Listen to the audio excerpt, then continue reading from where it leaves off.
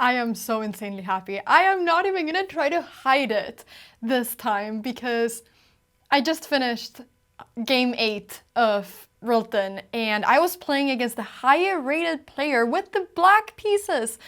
I was playing against Ulf Hammar, who is rated over 2100 FIDE, and I played one of the most beautiful games I've played in a long time. And I'm just so insanely happy and proud and everything. I played at 95.7 accuracy and my opponent at 95.6. Like, isn't that crazy? Isn't that crazy? Okay, well, I'm really excited to show you this game. And yeah, I'm just very happy. So, anyways, let's go ahead and get started. Like I said, I had the black pieces and I was expecting my opponent to go d4 and he did, which I was very happy that I knew what I was gonna do. D5, c4, and I saw that a lot of times he plays the exchange variation, which is taking on d5, so I decided to not allow him to do that, just to make him a little bit more uncomfortable, and I played c6 instead. Now, after e3, I went knight f6, and I was expecting him to go e3, and now after knight f3, I brought up my other knight, and now went bishop d6, which is a very good square for the bishop. So all of these moves were pretty straightforward, we were both playing these moves instantly, and then I decided to take on c4 to play b5 and activate my bishop. So all of this is very straightforward. e4, I knew I was supposed to play e5, but now, after he went h3, I didn't really know what objectively the best continuation was. Because what I thought was that if he does a random move, or if I do a random move, I was scared that he would be able to play this and go f4, and I was somehow worried that this was good for him, which I now know and see that it is not, but I was afraid of it. I didn't really know what was going on, but apparently here I can go c4 and this is fine. Yeah, so now I know that for the future, but I was kind of worried about that. So instead of playing a slow move, I decided to take on d4 because I had seen that after knight takes, I had seen that knight c5 gave me quite a lot of play, and I saw that there were many ways that he could go wrong. For instance, if in this position he goes for a move such as, okay, let me do something random. Let's say that he would go for a move such as knight f3. This move loses, or knight f5, which also loses, due to... Does it not lose? I thought this lost. Oh, there's rook d1. Okay, whatever. But the point is that after this, there's bishop h2 check and the queen is hanging. So these were the things that were kind of up in the air. Also, if he played a move such as f4, I saw that I could just simply, well, there were a million ideas with b4 and bishop c7 and then going knight takes d3. There were a million ideas like this, and it just becomes way too weak with this diagonal and also with all the things that I have going on over here. So anyways, I realized that he basically has to go rook d1, which was a move that he found after like 15 minutes of thinking. So he found the move rook d1, and I didn't really exactly know what to do here. I was thinking for quite a while because I wasn't sure if I should go queen c7, which maybe is a good move, but I didn't like the fact that then maybe he has knight f5, and yeah, I didn't really exactly know what to do here. So I ended up taking that bishop on d3 because it felt like that's a bishop we want to get rid of anyways. And here he took with the queen, which apparently is worse than taking with the rook. Taking with the rook for him is apparently a little bit better than what he did. And I was looking at this, but in my brain, I wasn't really so worried about it. I thought that I'll probably just go queen c7, I was thinking.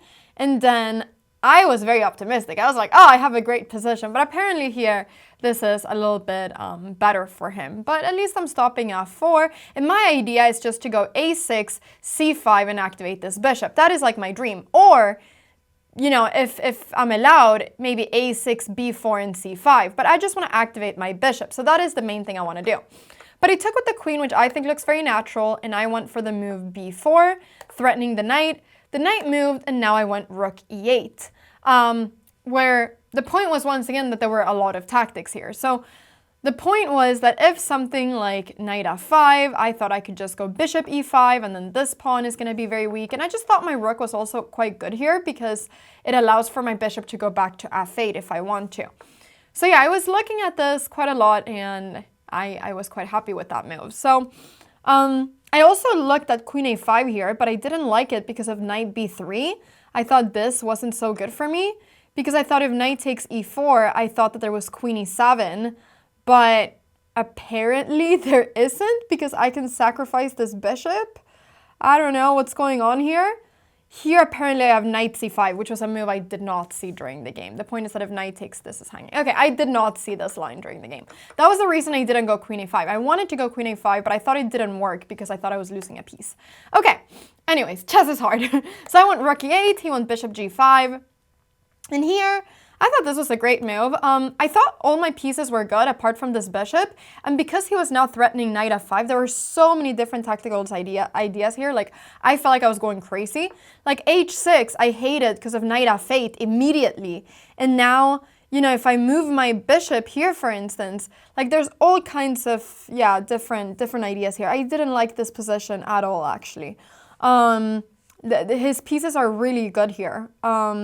I was even afraid that he would be able to trade everything off and then take on f6, and then I would just get like a really bad pawn structure.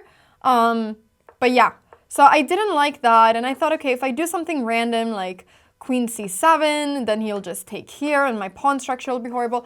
So it was just like a million different things. So I decided to go bishop f8. He went queen c2. And I went c5 now because I wanted to activate my bishop. And I saw this pretty forcing line, which I thought was the only thing he could do. Like, if this knight moves to b3 or any square, I'll be very happy. I can either take on e4 or I can just move my queen maybe, and I'll be very happy. I think I would have gone bishop takes e4, which was my threat. But so I thought the only thing he can do is knight takes c5. And here my plan was to take, queen takes, and go knight takes e4. And now I thought that he has two ways of playing this. Either he goes into the endgame, which is what he did, taking the queen, or he can play a little bit aggressively and try to win a pawn and go queen takes b4, to what I would have gone queen takes g5, queen takes bishop, and then rook b8. And my plan was that if he gets greedy and goes queen takes a7, I have knight takes f2, which I saw during the game. And the point is that if king takes, rook takes b2 just wins. So I thought he can't really do this. I wasn't really that worried about him doing this. But he took the queen, and then here I had 17 minutes left, he had 15. When he played bishop a5, I got a bit worried because I was like, how do I defend this pawn? And I went knight a6 because I really didn't want to lose the pawn, but I just thought that this move looked a bit ugly. So now I had to find some very precise moves. So here I went rook e5, which is the best move, threatening this bishop because the bishop doesn't really have a lot of good squares to go to. And I thought if the knight goes to b3, well, my plan was that I have bishop d5. And now I'm threatening to take on b3 and then take this bishop. But apparently here, he has a crazy good move, which none of us saw, which is sacrificing the exchange and going rook c6. Because I cannot go knight b8 due to this check. So this is all a little bit crazy. And it's still like, the king has to move. But this is all like very crazy. And and here I have to go rook b1. And I will actually have to play a very bad endgame for me. And now he has bishop b6, which is the key idea. So he also wins this pawn. But you know, we're not grandmasters. This was difficult to see, I think. And we were both feeling time pressure. I never even considered this, so yeah. But that was a mistake by my part. I thought bishop d5 was a very good move because I thought he didn't really have like any good squares for the knight, but I completely missed that he can sacrifice the exchange. But he played the move I was expecting him to play, which was bishop c7, and now I was happy because after knight takes and rook takes, I've gotten rid of his bishop, and typically bishops and rooks work better than rooks and knights in endgames. But now it was very important that I didn't do the wrong move. If I here, for instance, go bishop takes b3, he has the intermediate move rook takes a7 because I cannot take the rook as it's going to be checkmate. Let me just show you that. So now it's very important that I don't make a mistake. So I went h6, which I'm really proud of this move, because the idea is that if he goes rook c5, pinning, you know, my bishop, I luckily have bishop takes b3 and I win a piece because I'm threatening the rook. So everything like barely works, but it works. So I went h6 just to never get checkmated. He went f4, and now it became a trade of pieces. And I was very happy in this endgame actually because I thought I was better, and I thought that these pawns are really weak, and I thought that probably I'm not going to lose this game anymore. I thought at least I'll draw. So here I only had 5 minutes left. My opponent had 4. So definitely we started both feeling the time pressure, and we had 12 minutes left, 12 moves left till we got our extra time. So we both had to be quite careful here. And I was like really trying to calculate as fast as I could. And I basically just saw this plan of how to prevent him from going rook d7, and I saw this plan, but I was really like thinking, should I go rook e4, should I go rook e2? These were the 2 moves that I was really considering. And yeah, I'm still not exactly sure what was best, but yeah, it worked out. But I went rook e2 with the idea of threatening this pawn, but more importantly, cutting off white's king. And my plan was that after rook d7, which I was expecting him to do, I would just go rook f8, defending this pawn. And I thought after he takes my a7 pawn, I can take the pawn on b2. And now I was expecting him to go rook b7, to which, yeah, I guess I would have just taken this, but yeah, I mean, I'm not exactly sure. You could probably just go rook d4, and I'm going to lose this pawn, and this is probably a draw. But I thought for some reason he was going to go rook d3, and he did, and yeah. And now I was very happy, but I was really thinking, I thought for like 4 minutes, I thought till I had 38 seconds left, if I should go rook e8 or rook c8, and I couldn't figure it out. Because I thought after both of these moves, I thought his best move was rook b7, to which here I thought I could reply rook c3, with the idea being that after rook d7, I thought I have rook g3, and after takes, I thought I wasn't sure what even I should take with, but yeah, I thought that this was really good for me, but like I said, I wasn't really exactly sure. Here probably I would have gone for something like this, and then maybe I would have just gone rook back, and then this pawn is hanging. So this is what I was thinking. But he went rook d7, and I now went check, and then rook c2, and now I was really happy because both of my rooks were just so strong. So I wasn't sure what the best thing was to do here, but I just thought I want to win the b3 pawn, and I want to promote with this one. So f5, I wish that I could go something like rook here, but unfortunately it'll just lead to forever checks after rook takes g7. So I cannot allow that. So I kind of panicked. I got really low on time, so I took on h3, which is actually the best move. Then I went rook g3, and then I took the pawn on b3. And now he has a drawing move, which I never in a million years thought that this was a draw. I mean, I think my opponent didn't think so either, because I am 2 pawns up. I still fully don't understand why the engine says that this is a draw. I have no idea how. Yeah, I actually have no clue why this is a draw. Maybe my mother can explain it, or a grandmaster, but I have 2 extra pawns, and this pawn can never go to f6 because I go rook check and I pick it up. And I don't see how my opponent can stop both the h pawn and the b pawn. So both me and my opponent, I'm sure, just thought this was dead lost for him. But this is apparently a draw after rook b7 because, well, my plan would probably have been to just go rook here. Oh, no, sorry, I can't go there. No, I guess my plan would have been to go check, and after king e2, I suppose my plan would just have been to push, but wow, then he goes rook takes g7. Yeah, and then apparently he has rook b8 check. And okay, this is a draw. This I understand that it is a draw. Okay, wow. So I'm trying to figure it out now because I literally just filmed the recap after the game. I have no clue. But okay, here I don't even have to do that. I can just go h5. How does he stop that? f6, rook check, king here. Rook takes f6, rook takes f6, rook pawn takes, rook takes b4, and apparently this position is a draw. Wow. Yeah, I mean, I know that my mom has said sometimes that like when the pawns, there's like 1 square between, sometimes it's a draw, but okay, from a practical point of view, I think that I have great chances to win. Yeah, especially against like someone that's not a grandmaster. Like a grandmaster, I'm sure knows the exact technique, but I would lose this with white for sure. So I think even if the engine is saying that this is a draw on a practical level, I think it's winning. But anyways, this is not how the game unfolded.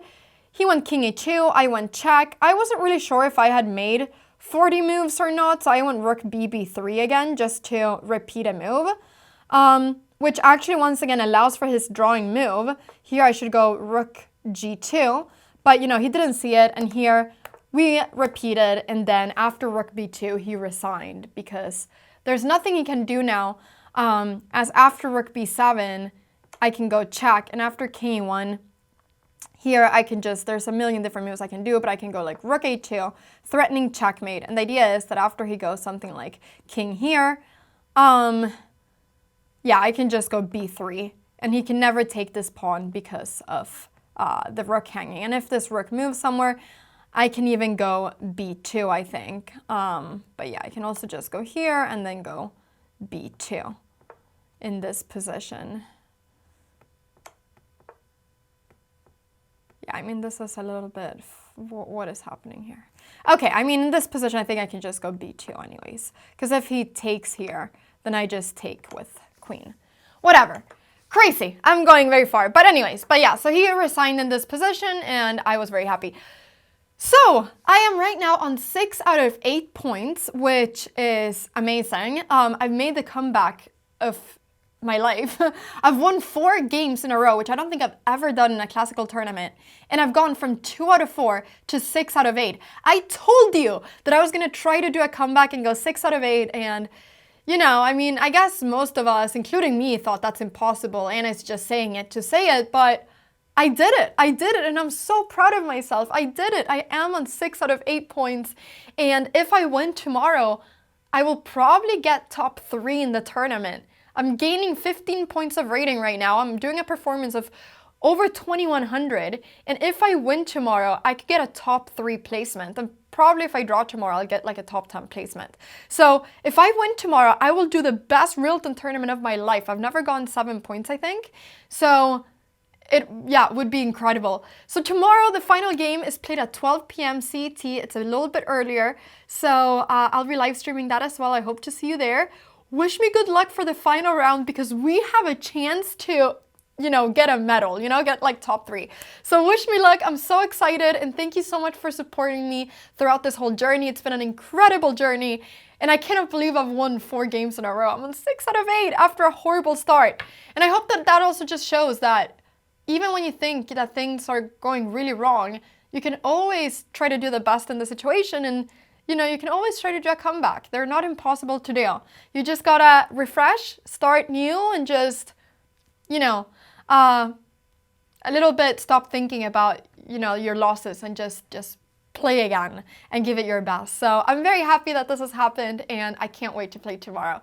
Thank you so much for watching the video and wish me luck for tomorrow. Bye!